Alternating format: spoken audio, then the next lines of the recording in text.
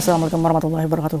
Terima kasih yang udah ngeklik lagi video saya. Semoga kalian selalu sehat, dimudahkan segala urusannya, disayang bos, banyak bonusnya, amin ya robbal alamin. Jangan lupa subscribe dulu guys. Yang udah subscribe saya ucapin terima kasih. Yang baru mampir di channel saya silahkan tinggalkan komentar kalian. Saya pasti datang ke channel kalian buat sama-sama support. By the way, hari ini gimana kalau kita cerita sedih aja guys? Bukan cerita sedih sih ya guys, lebih ke ini aja. Semoga kisah ini bisa memberikan kita kekuatan dalam bekerja di Hong Kong dan tidak cepat mengambil keputusan untuk kabur dari rumah bosnya guys. Kenapa saya senang sekali membahas tentang anak peperan atau anak overstay? Bukan karena saya itu tidak menyukai mereka, bukan. Tapi ini sebagai pembelajaran kita bahwa menjadi salah satu anak peperan di luar sana itu tidak semua beruntung guys. Nah, salah satunya yang dirasakan oleh Mbak Rasinem ini. Sebelumnya saya mengucapkan innalillahi wa inna ilaihi rajiun yang sudah berpulang ke sisinya Mbak Rasinem, yaitu mantan TKW Hong Kong yang pada bulan Januari kemarin sudah kembali ke tanah air jenazahnya. Semoga iman Islam dan segala bentuk kebaikan serta dosa-dosanya diampuni ya guys, amin ya robbal alamin. Gimana sih kisahnya Mbak Rasinem ini, kenapa bisa dipulangkan ke Indonesia dalam keadaan yang sudah tidak bernyawa? Langsung aja guys, tonton video saya sampai selesai guys. Semoga banyak hikmah dan pelajaran yang bisa kalian ambil, termasuk saya pribadi.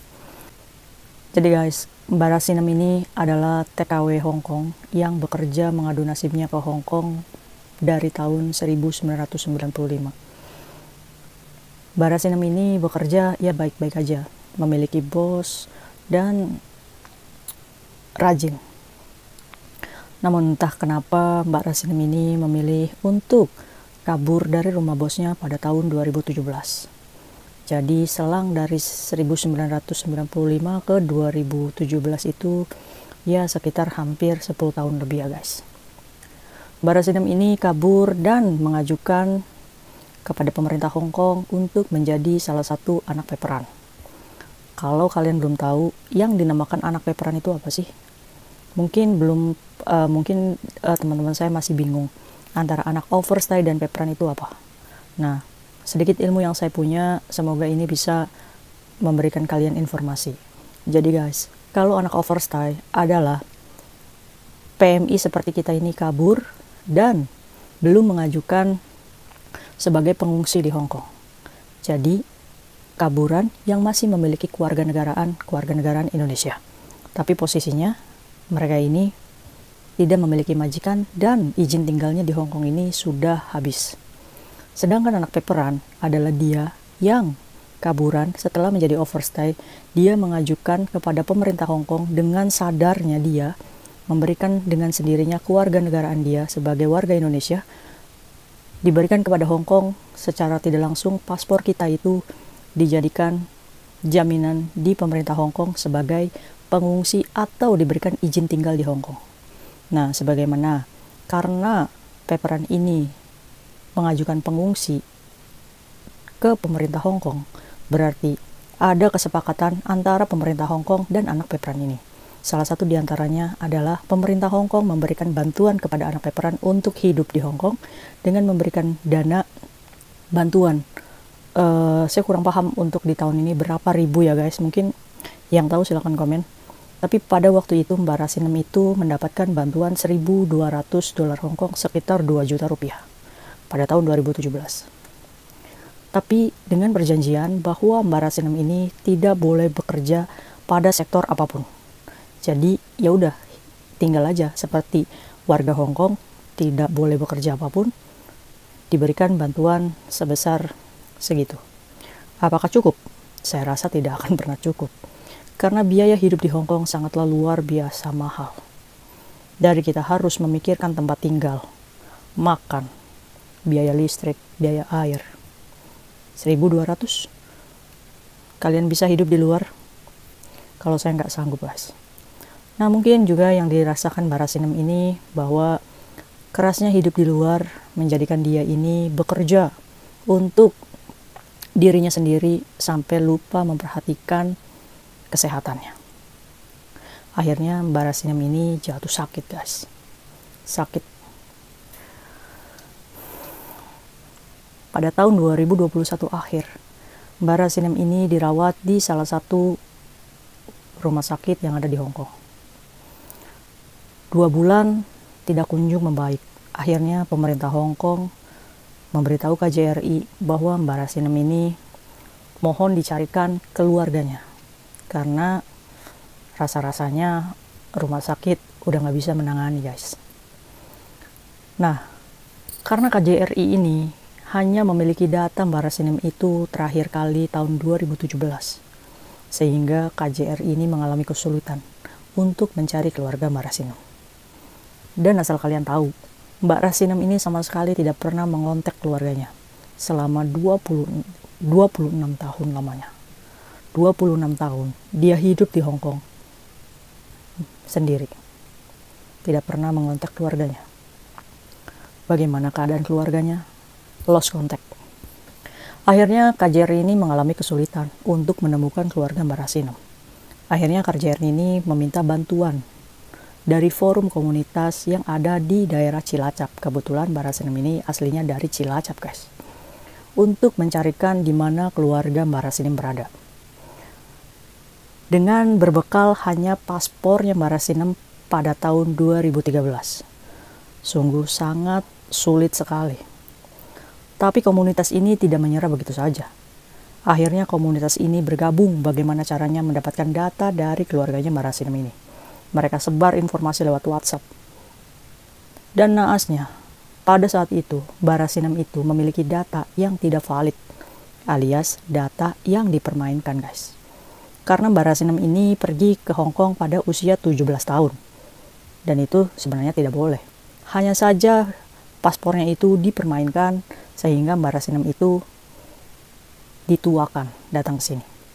Jadi data-datanya juga data-data yang nggak valid, alias bukan data yang kebenarannya itu benar.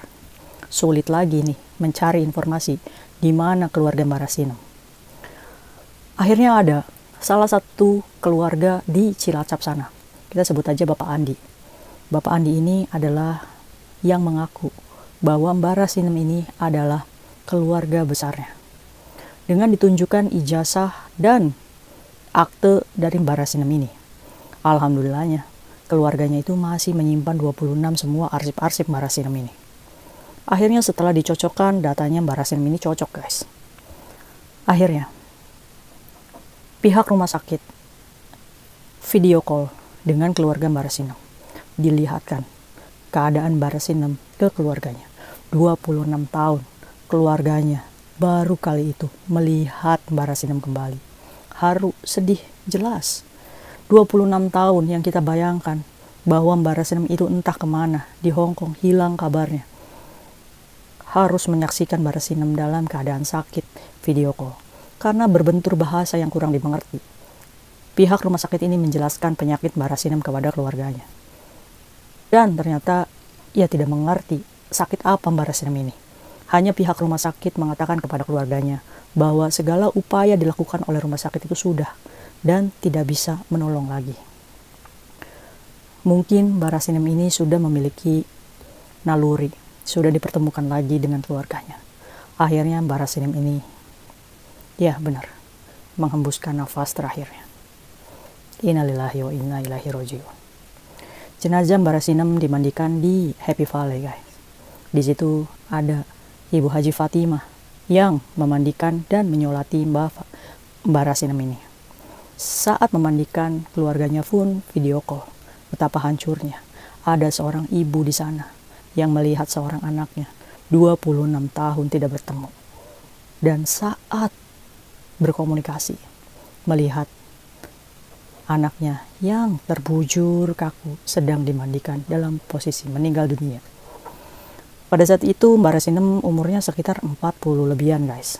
Dia masih memiliki orang tua. Tidak henti-hentinya menangis keluarganya di situ, guys. 26 tahun tanpa kabar. Entah di mana Mbak Rasinem itu ada dan hidup, bagaimana keadaannya. orang tua hanya menyaksikan di detik-detik di mana Mbak Rasinem sudah tidak bernyawa. Akhirnya pada tanggal 12 bulan Januari 2022, Mbak Rasinem ini diterbangkan dengan menggunakan pesawat Cathay Cargo dan mendarat di Cilacap pada jam 11 malam hari Jumat. Dan peti jenazahnya itu langsung dikubur bersama jenazah Mbak Rasinem. Guys, apa pelajaran yang bisa kita ambil dari kisah Mbak Rasinem ini? Keluarga menyaksikan Mbak Rasinem dalam keadaan yang tidak diinginkan, tapi kenyataan dan takdir mengatakan seperti itu. Apakah kita bisa merubah takdir kita? Menurut kalian, kita bisa merubah takdir kita nggak? Kalau menurut saya, takdir itu milik Allah.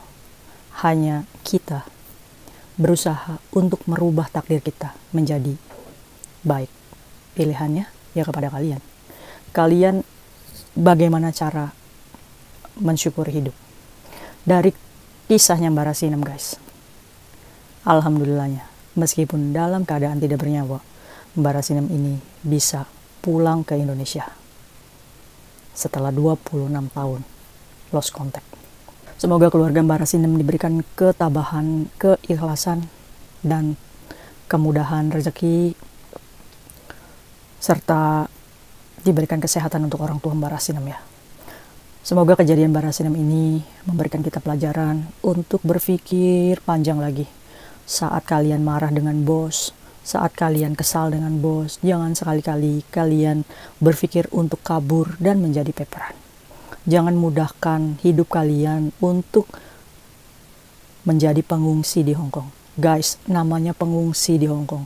Kita ngungsi di suatu negara, otomatis sebagai pengungsi, kita ini akan diberikan jatah yang terbatas. Sedangkan biaya hidup di Hong Kong itu sangatlah mahal. Kalian perlu makanan yang sehat, tempat tinggal yang sehat, segala bentuk itu. Untuk apa? Untuk kesehatan kalian sendiri. Belajar dari kisahnya Mbak Rasinem ini. 26 tahun. Mbak Rasinem ini memegang kartu paper itu pada tahun 2017. 2017 ke tahun 2022. Berarti Mbak Rasinem ini resmi menjadi paperan selama 5 tahun. Betapa sulitnya menjalani 5 tahun. Mbak Rasinem ini terkena sakit di usia 40 lebihan. Kalian dengan sadar memberikan identitas paspor negara Indonesia ke negara Hong Kong. Kalian bisa hidup di Hong Kong layaknya warga Hong Kong. Tapi ingat, kalian bukanlah warga Hong Kong dan bukan warga Indonesia. Kalian hanya mengungsi di situ dengan keterbatasan uang yang pemerintah Hong Kong berikan kepada kalian. Apakah kalian bisa sanggup untuk hidup di negara yang sangat mahal ini? Pikirkan banyak-banyak, pikirkan beberapa kali. Jangan pernah berpikir untuk bisa mencari kerja di luar itu.